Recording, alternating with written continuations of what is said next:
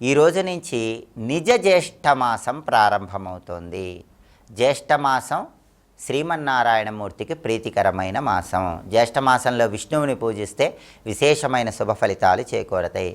జ్యేష్ఠమాసం అంటే కొన్ని దానాలకు ప్రాధాన్యత ఉన్న మాసం. గొడుగు, విసనకర్ర, నీటి కుండ ఇటువంటివి దానం ఇవ్వటం ద్వారా పితృదేవతల అనుగ్రహాన్ని పొందే మాసం జ్యేష్ఠమాసం. ఈరోజు జ్యేష్ఠమాసంలో మొట్టమొదటి రోజు జ్యేష్ఠ శుక్ల పాడ్యమి తిథి ఉంది. ఈరోజు కరవీర వ్రతం అనే ఒక వ్రతం చేస్తే అద్భుత ఫలితాలు కలుగుతాయని ధర్మసింధు, నిర్ణయ సింధు, స్మృతి కౌస్తుభం, చతుర్వర్గ చింతామణి అనే ప్రామాణిక గ్రంథాల్లో చెప్పారు. కరవీర వ్రతం అంటే ఈరోజు దగ్గరలో ఉన్న గన్నేరు చెట్టు దగ్గరకు వెళ్ళాలి. గన్నేరు చెట్టు అంటే అది సాక్షాత్తు సూర్యుడి స్వరూపం.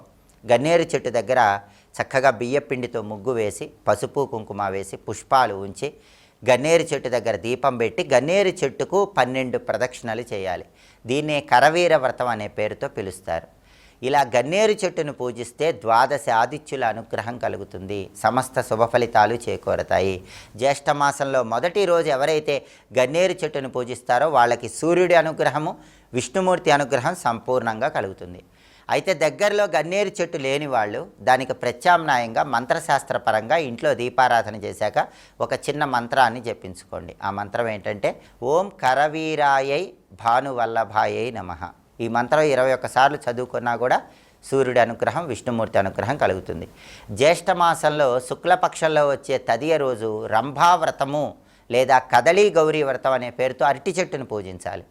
అరటి చెట్టుకు ప్రదక్షిణలు చేయాలి. దానివల్ల గౌరీదేవి సంపూర్ణమైన అనుగ్రహం కలుగుతుంది.